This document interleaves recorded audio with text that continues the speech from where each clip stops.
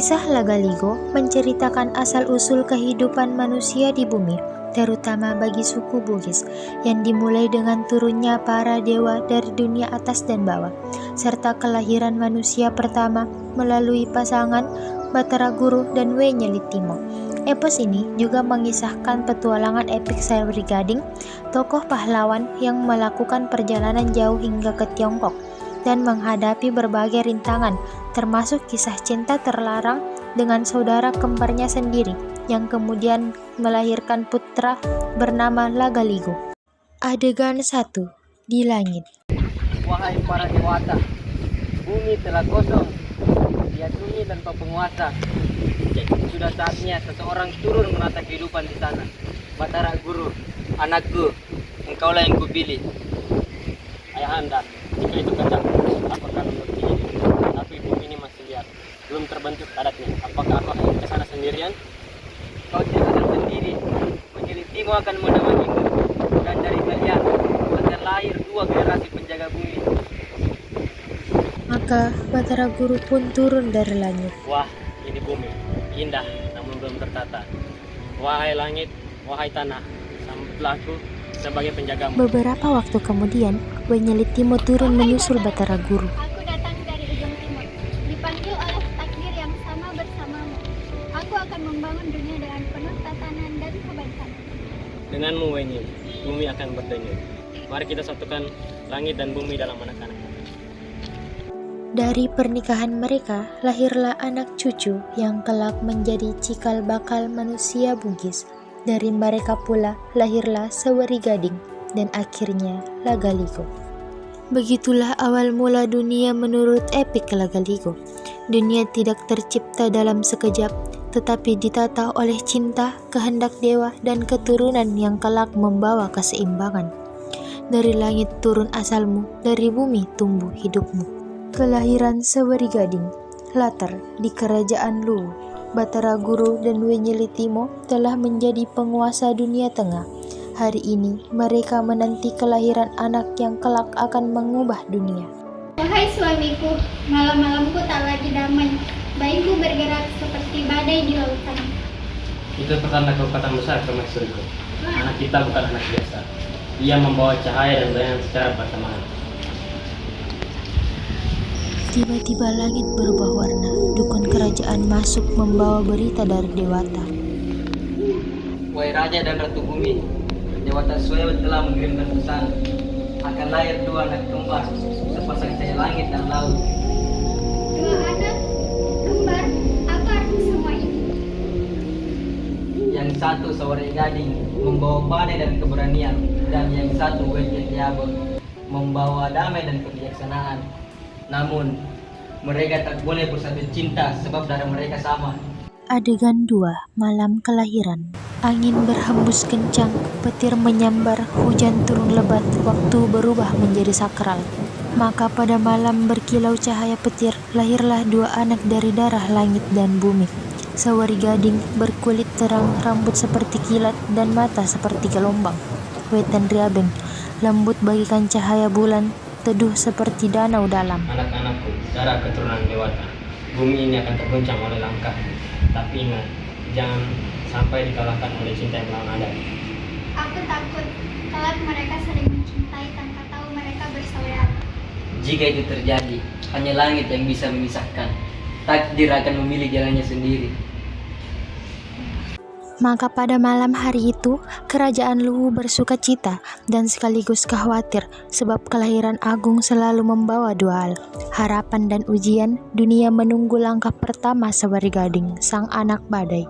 Pertemuan Saweri Gading dan Wetan Riabeng. Latar di Istana Luwu. Saweri Gading baru kembali dari pelayaran. Ia melihat seorang perempuan cantik yang belum pernah ia temui. Ia tidak tahu bahwa perempuan itu adalah saudara kembarnya sendiri yang terpisah sejak lahir. Siapakah perempuan itu? Bajunya seperti bulan di puncak malam. Hatiku bergetar. Tak pernah kulihat keindahan seperti ini di tujuh negeri. Wahai tuan dari lautan, mengapa melihatku sedemikian rupa? Apakah aku mengenali? Tidak, tapi jiwaku seperti telah mengenal satu mataku. Siapa namamu? Namaku Wetten Riabeng, putri dari tanah ini. Tetapi hatiku juga merasa aneh melihatmu, seperti melihat pantulan diriku sendiri. Sendirian, maukah kau menikah denganku? Ku tahu ini tergesa, tapi aku tidak bisa menahan rasa ini. Tidak, Saweri Gading, ini tidak bisa. Aku tahu sesuatu yang tidak kau tahu. Apa maksudmu? Kenapa menolak cinta yang benar lagi? Karena kita berasal dari rahim yang sama. Kau adalah saudaraku, saudara kembar yang terpisah sejak lahir. Saweri Gading terpukul dan mundur beberapa Ini tidak langkah. mungkin. Mengapa dunia begitu kejam?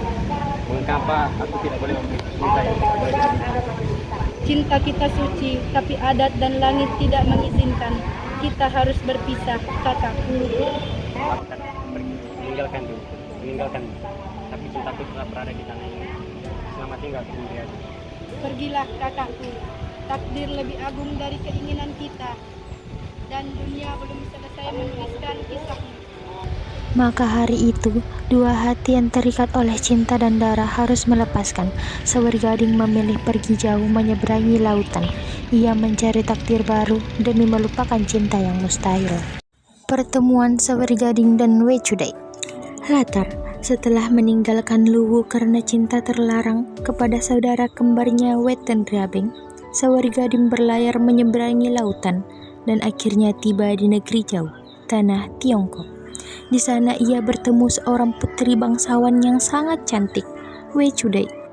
Setelah berlayar menentang badai dan ombak 7 lautan, Saweri Gading tiba di sebuah negeri makmur dan megah, tanah Cina. Di sanalah takdir mempertemukannya dengan Wei Chudai, putri yang memegang kunci masa depan dunia. Saweri Gading melihat dari kejauhan, Siapakah perempuan berbicara pada dirinya wajahnya sendiri. seperti rembulan di pagi hari.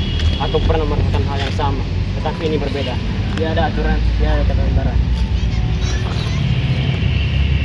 Wahai lelaki asing, engkau bukan dari negeri ini. Siapakah engkau yang menatapku dengan mata badai namun tidak seperti aku? Namaku adalah Saweri Gading. Aku datang ke sini dengan bukan. Tapi ketika aku melihat hitam, aku berharap semoga ada yang bisa menyembuhkan lukaku ini. Namaku Wei Chudai, putri raja tanah ini. Banyak lelaki datang membawa hadiah namun tak satu pun membuat hatiku bergetar seperti saat ini. Raja Cina muncul dari dalam istana. Wahai putri, siapa lelaki yang memberikan hatimu dengan kata? Aku belum pernah melihatmu seperti ini sejak kau lahir. Ayahanda, dia bukan lelaki biasa. Dia adalah utusan langit yang datang bukan membawa pedang, tapi takdir. Izinkan aku memilih dia sebagai pelengkap hidupku. Jika kau memang datang dari darah raja dan bukan datang untuk menaklukkan, maka kau restui. Tapi dengan satu syarat, buktikan bahwa cintamu murni dan tak akan berpaling dari anakku. Aku datang membawa luka, tetapi dengan cinta putri, luka ini dapat disembuhkan. Dengan keberanian dan kehormatan, aku berjanji. Maka Saweri Gading dan Wei Chudai pun bersatu dalam cinta yang tak terlarang. Dari pertemuan suci itu, lahirlah seorang anak yang kelak menulis dunia, Lagaliko, menjaga seimbang antara langit, bumi, dan lautan. Dalam rahimku tumbuh warisan langit dan lautan. Anak ini bukan hanya milik kita, tapi milik dunia. Anakku, kelak kau akan lahir dari cinta yang terpilih, dan kau akan menulis ulang kisah manusia. Kelahiran sang penulis takdir. Latar, di negeri Tiongkok, Cina. Setelah pernikahan antara Saweri Gading dan Wei Chudai, waktu berlalu, dan Wei Chudai tengah mengandung seorang anak yang kelak akan menjadi penghubung antara langit, bumi, dan lautan, Lagaliko. Saweri Gading, anak ini berbeda. Dalam rahimku, dia tak hanya bergerak, tapi seperti berbicara. Kadang aku bermimpi tentang daun lontar, tentang cinta yang tak pernah habis. Dia bukan anak biasa, dialah janji antara langit dan bumi. Dia yang akan menulis takdir manusia. Namanya sudah dititipkan oleh mimpi para leluhur. Langit bergemuruh lembut, awan berubah warna, seorang dukun istana masuk membawa tafsir. Wahai Raja dan Permaisuri, malam ini adalah di mana cahaya langit jatuh ke bumi. Bintang dan air akan menyatu, dan anakmu akan lahir membawa pengetahuan dari dunia yang berbeda. Apa maksud semua ini, wahai dukun?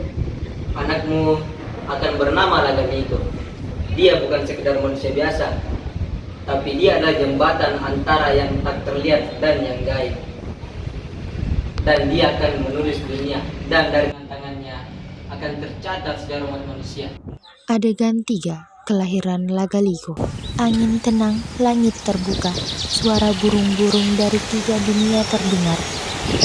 Maka lahirlah Lagaligo dengan cahaya di dahi dan garis di telapak tangan berbentuk tulisan langit. Saat ia menangis, bumi bergetar lembut. Para leluhur berkata, "Inilah anak yang akan menulis dunia." Kau akan berpindah berbeda jauh. Kau akan menjadi pena bagi para pemimpin. Tahun ini tentang seorang anak itu adalah kata-kata yang ingin mewakili sejarah kebebasan. Lagaligo ini yang menang. Itulah awal mula kelahiran Lagaligo, tokoh yang kelak menulis epik ini sendiri. Bukan sebagai pahlawan berpedang, tapi sebagai penjaga kisah. Ia tidak hanya hidup dalam cerita, tapi menjadikan cerita itu hidup.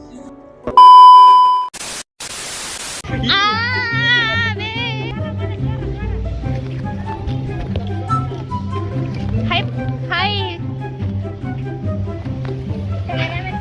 Raja Cina.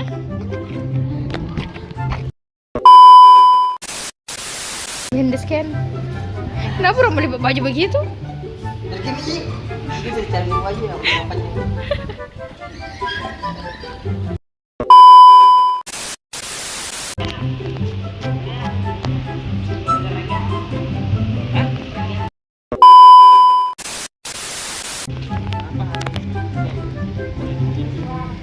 Oh ya. Mengapa hati memilih cinta?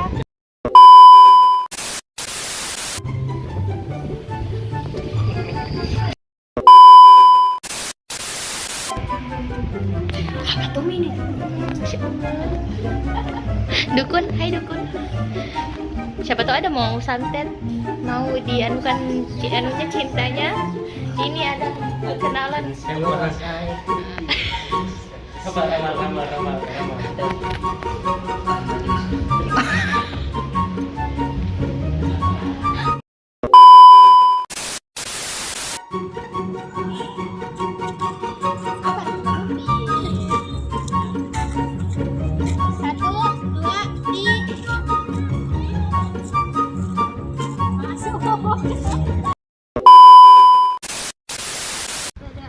Mati ini. Lanjut televisi. Bila memang nggak Nggak bisa.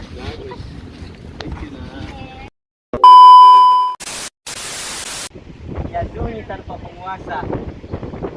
Sudah sangat.